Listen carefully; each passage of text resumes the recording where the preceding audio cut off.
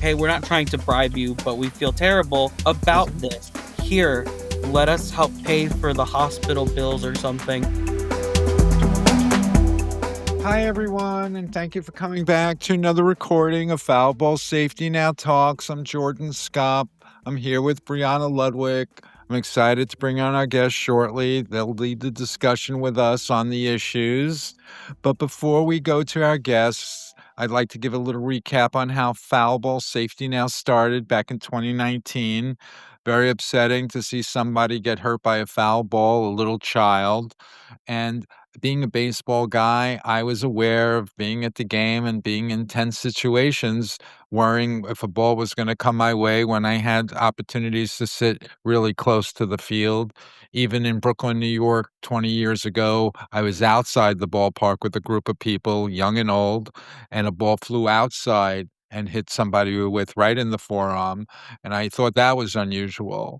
But after seeing this incident back in 2019, I've been going very strong every day, every week with somebody by the name of Brendan. He's a journalist, and he's been with me for 6.5 years. And we've just been going down all rabbit holes and discovering all types of things that really people don't know about when it comes to how they attended games and what the experience was like. Maybe not for them, but for people the day before, the day after, or somebody in the ballpark the same night who had their lives affected forever. So we're going to get into all of that when people look at the website, Foul Ball Safety Now, and discover all the research. So it's important. And of course, it's the netting issue and about protecting fans inside and outside ballparks from balls and bats. And unfortunately, I believe that it's unsatisfactory the way business is being done today, and clearly in the past to the present, it's been unsatisfactory because the fans really never understood exactly what the experience was like parking at a parking lot in some of these professional ballparks, going inside the ballpark and knowing the experience should be an unconditional good time experience, but unfortunately, people coming out or being in parking lots and getting struck by balls. So all this stuff is to be discovered on the website, and it's time to address these issues because there is fire in the theaters, all theaters. And I don't. This is not panic. This is just me painting a picture of all the realities that I've discovered for the last 6.5 years, and all things discovered from 2025 about self-reported injuries at major league ballparks. And that's not even including 5 times as many more professional games, affiliates of the MLB, and all the situations that may be going on over there when it comes to compromised netting and compromised safety. What I'm doing in the next couple of days is very exciting, which I want to bring to everyone. Soon there'll be a link at Foul Ball Safety Now where people can see the experience that we're creating in Arizona. We're in the beginning of February now, and spring training opens up just in a few days from now, where in Arizona and Florida, that's where the MLB does their spring training games. So there are major league players getting ready for the season, and they have all their practice games. So we're setting up something in an outdoor mall where the Dodgers do their training, and people will have an opportunity to visit the Shohei Ohtani vulnerability experience. And what the Shohei Ohtani vulnerability experience is almost like a life-size cutout of Shohei Ohtani's expression when he thought he just really hurt a human being. So for a moment, the major league players, when they do hit a ball and they think they're going to make contact with someone, they will react because they are human beings. So we felt like that image was very powerful because why should Major League Baseball players in 2025 and beyond have to experience cringeworthy moments where they may have hurt someone? Why aren't we just alleviating that?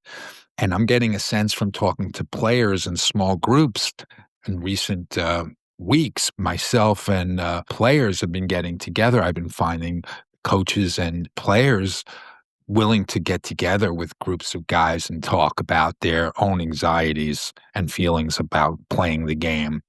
And they all desire, I believe, to play the game free and clear. So whether that can become a reality or not, is a whole nother matter, and that's something I'm addressing historically, and I'm addressing now because there's definitely attention needed on this issue.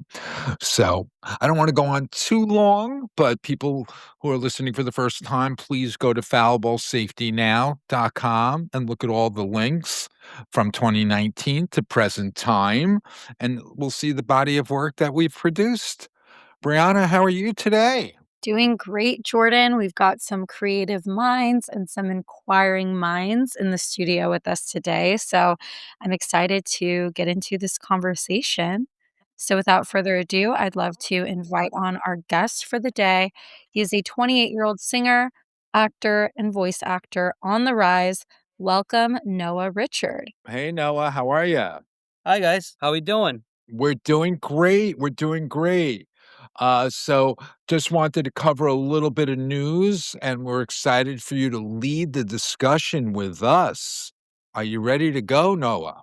Absolutely. I've never been to baseball games myself. I've been to one in my life. I was at it was I think elementary school.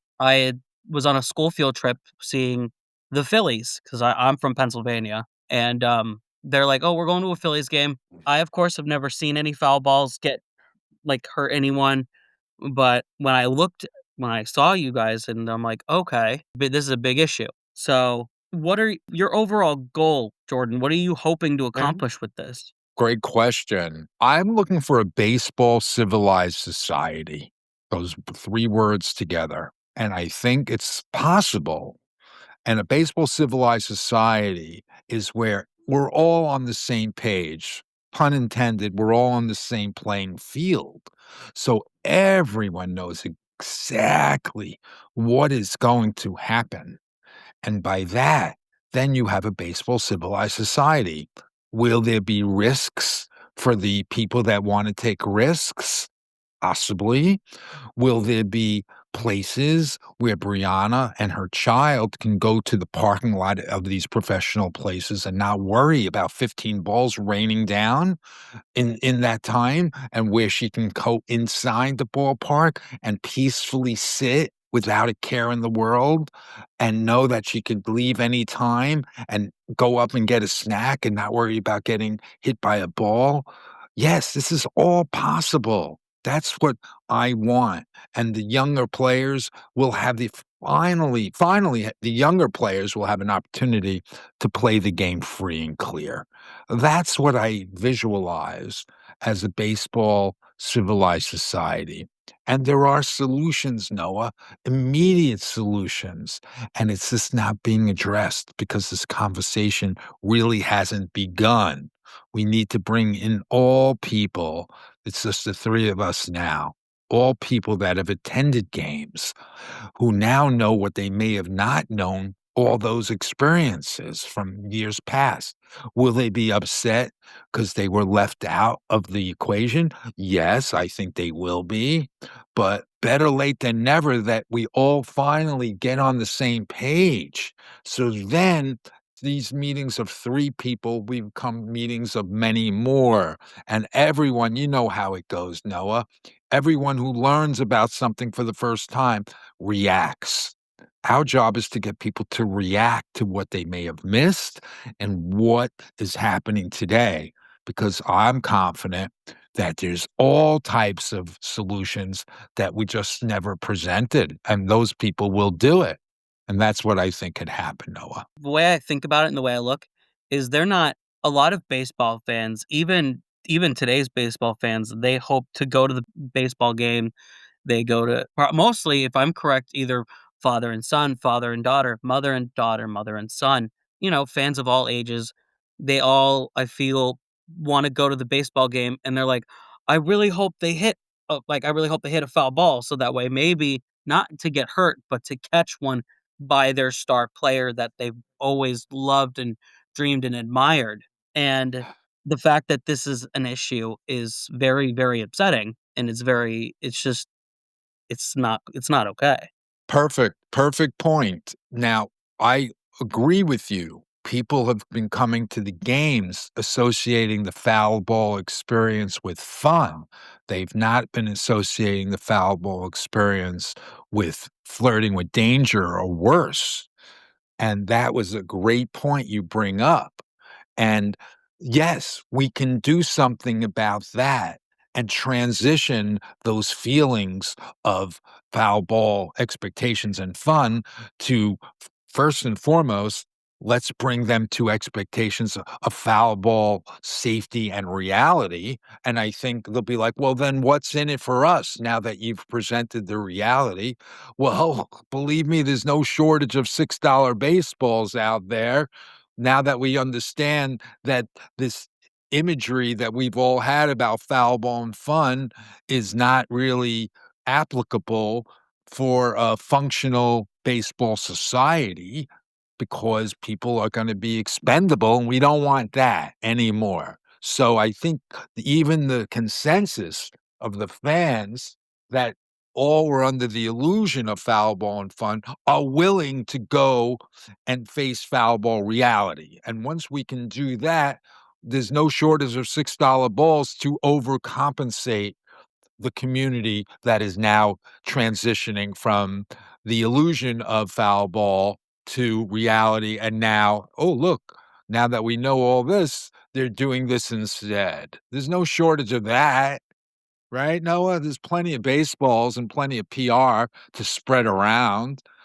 and we can do it. We could have young players who are And it's 11 with their gloves having soft tosses with the players, and we certainly can give them a ton of balls that they never would have gotten to begin with. This is all kinds of PR ideas. If I was working for the team, Noah, or if you were working for the team, or Brianna was working for the team, within an hour, we'd have like 15 ideas on how to compensate on what you thought we would be disappointing them. They would transition, we'd all adjust. It's about time, and I think, we can do it. The MLB really has cultivated desire around the foul ball experience and romanticism around the foul ball experience. And that is one of the hurdles of this campaign is to break through that PR marketing scheme, which is based in a real experience that people have had. There have been moments where the kid catches a foul ball and it's the best day of his life. But what is buried under this temple of baseball mythology are the victims and families where the foul ball experience was a nightmare and it was not a dream come true. And that's what the public is not aware of. Tell the fans someone died in the seat you are paying for. Tell the mother with her child someone was blinded in the seat your child is sitting in. Make the information accessible and make it common knowledge the way that everyone knows the danger of smoking a cigarette. Everyone should know how dangerous the ballpark really is. I never was fully aware of the danger until I came across your guys' podcast, and I was shocked because we have the technology, we have the means to do something about it. Now, my other question is, Jordan, is how does business coincide with all this? How do you want them to like change it? Absolutely. So the change comes when the fans are finally informed. It's almost like there's a pile of history. It may not be pleasant or enjoyable, but we're supposed to find it if it's available. So I'm presenting history. I'm presenting business as usual from 1970 to the present day. 1970, unfortunately, a 14-year-old boy got hit by a ball at Dodger Stadium and died a few days later. From that point forward, you would have hoped that MLB would have been forthcoming with all of their data. Winter after winter after winter was an opportunity to educate all of the fans about what happened the prior year and what they could have expected the following year. And certainly in the last decade or two, they're even tracking the exit velocities of balls. So they have hundreds of thousands of examples of where the balls go and how often. Why aren't they sharing all of that information with us? If all of this happened, Noah, back when, I think there would have been much more oversight because it's 100 million fans who also work for regulatory agencies, who are also doctors, who are also lawyers. They would be like, wait a second, why is baseball going unscathed here? Why are they just allowed to operate a business this way when this type of regular happening is happening? So we haven't really had that democratized exchange of information, and we're attempting to do that now. And the business is what's done is done, and what is finally recalled and talked about as being wrong, so be it. What is finally presented now and is recognized as being wrong, so be it. It's just time to bring everyone up to speed. But there's still situations, Noah, today, maybe people see some nets up or more nets up. That's maybe defined as an improvement, yes, but it's not a solution. And solutions may be above our pay grade, Noah, but there's plenty of architects and engineers that are ready to bring our renderings within their world of where they are, whether it's 30 MLB ballparks, whether it's 169 professional cities, whether it be colleges or even public fields. There's people who are very intelligent in certain spaces who understand exactly where the balls go and how often and exactly what to do and demonstrate solutions, man. We can have solutions when baseball players can play the free game free and clear. Because I'm learning from Brendan and myself, of interviewing more than 30 baseball players, a lot of these guys may have never ever played the game free and clear, and even younger athletes today, Noah, who are expressing themselves, who are attempting to play the game free and clear.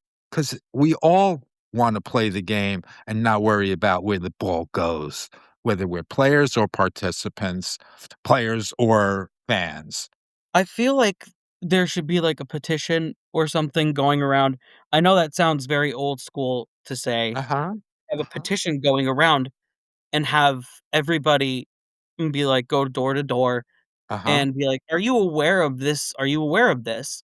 And Right. I feel Right. like with enough signatures and enough people to recognize and to realize with basically what you guys are doing, which is awesome, and maybe it'll have people change their minds and be like, "Wow, I never knew that this was such an issue." But if, Yep. like Yana said, they're not even seeing the issue, then it's not right.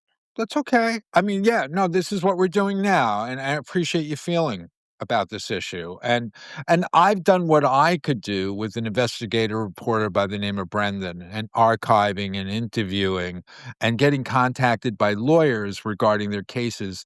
Eventually, I'm in season 7 now, Noah, right? I'll be at it in season Mhm. 8 or 9 because until there's freedom for baseball players, until there's a baseball civilized society, a combination of all, and peace in baseball, we will continue working at this. And maybe there will be some influencer out there that sparks a movement or some entity where I pass the torch on. All of my work is now taken, like you shared, it to some group that's now going to go out and collect signatures. That would be terrific. I'm one person. I'd love to have 3 people like Brendan and 3 people like Brianna. That would be terrific, but I'm doing what I can, and these regular calls that I'm having now is one of the current activities. Eventually, these recordings will find their way out in listening land. I'm confident about that because it'll be new no matter what time. If we're in February 2026, if people discover this in October of 2026, they didn't even know that this was a topic or of discussion. So they'll have an opportunity to hear this particular recording and all the other 50, 60 that we've done. So it's very exciting that you're part of this with us. And we welcome all conversations. And there may be someone who's effective at making change through some other means. I can only do what I can do. I'm really the only one in this space. So we'll continue doing what we can. We have current events coming up, and that's what I continue to do at the beginning of our recordings. I like to share current events. People like to hear what's been and what was or what is, but they also like to hear if I'm doing anything. So I give an opportunity to present about what I'm in the middle of right now. So it's all positive. That's all you really can do is that I've always looked at it as if you feel like you're doing great enough, like, "Hey, you know what? I'm doing all I can. I'm putting all my effort in." That's all that really matters is addressing the issue and saying, "Alright, I'm putting my foot down. It's time to end this. It's time for people to Right. know that this is a safety issue." And I do feel like there should be we at least a roof, a net to catch all these, and at least we can do it. Absolutely. You know how many architects are ready for a phone call? They'd come up with renderings in 24 hours. It's ridiculous that they've never been asked to share their insights on their local ballparks. Mhm. It is billions of dollars being made by MLB. They should be cleaning up their own house, and if they ever did, imagine what they could do with everyone else's house. Right? It's not a matter of amount of money. They have billions of dollars. They would contribute millions of dollars, and this would be a thing of the past. Wouldn't that be exciting? Or Let's what make it happen. Or Mhm. what they could at least do is give the money give at least say, "Hey, we are very sorry that this happened to you and your family. Right. Here's I know money shouldn't be, like, a thing that like, hey, we're not trying to bribe you, but we feel terrible about Mhm. this. Here, let us help pay for the hospital bills or something." And do I feel like they're doing it? Probably not. I don't know. Like, that's what that's Right, and I think the families that Brendan and I have interviewed, what they would like is not it happen. They may not be looking for compensation money, they're looking for acknowledgement that what happened to them won't happen to anyone else. And there's enough people that Brendan and I have met, very sad stories of people that have been upset by this situation where their physical change where physical and mental change came about because they got hit by a ball from a little kid who's now over 30 years old, who was unconscious for 4 or 5 days, and her telling us about her story, which of course was very heartfelt because she's feeling it as an adult, as a mom of 2, and maybe she's upset with her parents because the team actually offered to give them free tickets, and the family took them up on that for a few years, and maybe the child is upset with the parents years later because maybe the parents should have said, "We don't really want your free tickets. We'd really rather you address the problem." So she's feeling that as an adult, and, that's my sense from the interview that Brendan and I conducted with her, and then lawyers finding us, and we're being a resource for them when they are in the middle of lawsuits. We were contacted by 2 lawyers last year. One was the Unknown Modesto tab, people can check out Foul Ball Safety Now, where unfortunately a woman was outside the ballpark, and she just got struck by a ball, and she had serious head injury, and that was in the spring or the summer of 2023, and we were contacted in the spring of 2025, and it's not unlike 169 other ballparks. Typically what happens, the balls fly over the side. It hits the pavement, it hits the window of the car, in this case, it hit the lady. And it happened to me and a group of people 20 years ago, 20 plus years ago in Brooklyn, New York, where people young and old were hanging out, including me, and the young person we were with gets hit right in the forearm. And why are 15 balls raining down like moving landmines or meteors, and they're going to explode on something? That ain't cool. That's regular. That's every day at these professional ballparks. That's business as usual. And baseball knows they have a protection that most people who will eventually get hurt, they're not dummies, they're smart lawyers. They know that eventually some of those 15 balls in 3 hours are gonna make some serious damage to human beings.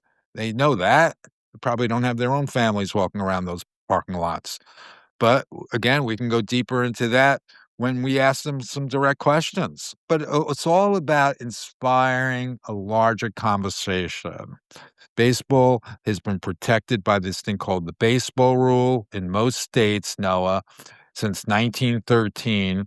If you get injured by a baseball, inside or outside, there's very little recourse for you because you may not be able to even find a lawyer if you have $100,000 or any damage at all.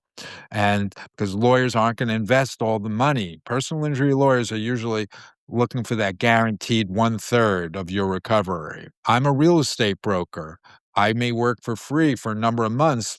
At the end, I know I'm going to get a big fat paycheck. I'm no longer a real estate broker. I think my license has expired in New York, but for 10 years I was. And yes, you'd work for free, and you know there would be a big payoff at the end if it was a big sale that I may have involved in. Same thing with the personal injury lawyers. It's no slam dunk, it's no guarantee they're going to get paid, let alone even getting their case heard. That's what people need to understand, that baseball has not been incentivized to address the issue.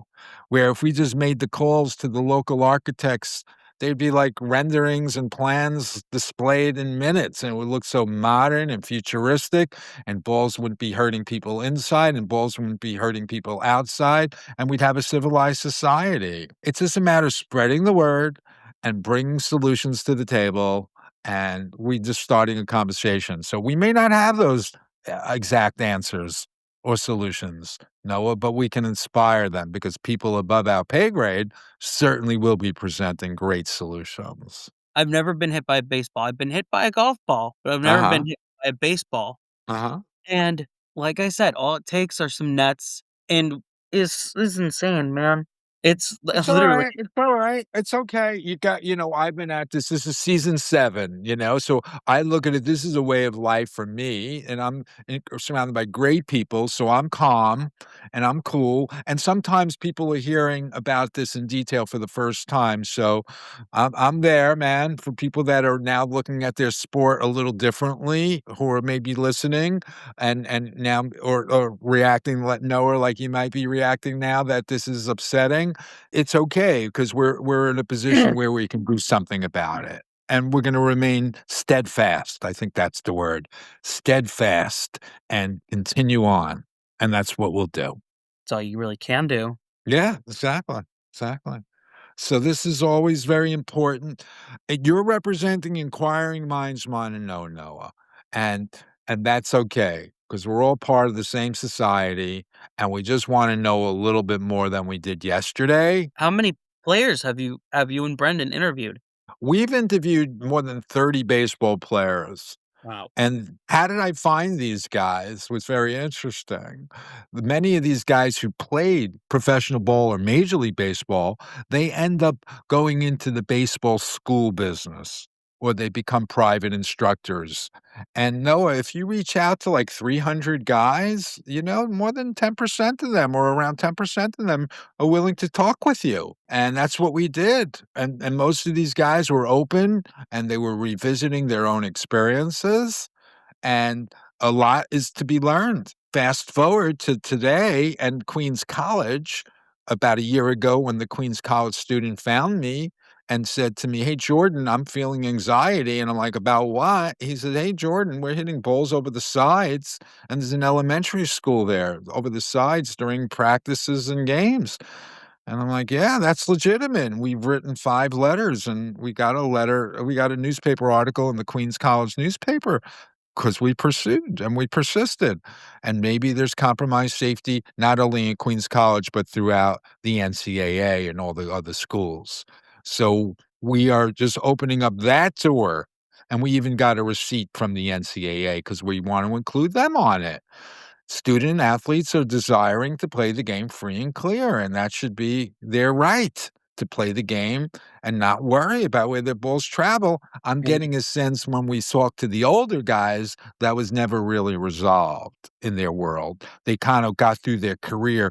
Maybe they had some experience, which they did share with us, some close calls and some direct hits, and maybe some of them didn't. But a lot of them were coming to this conversation for the first time and attempting to bring their feelings to the surface. What's good, Noah, is younger athletes. I'm setting up these smaller meetings right now.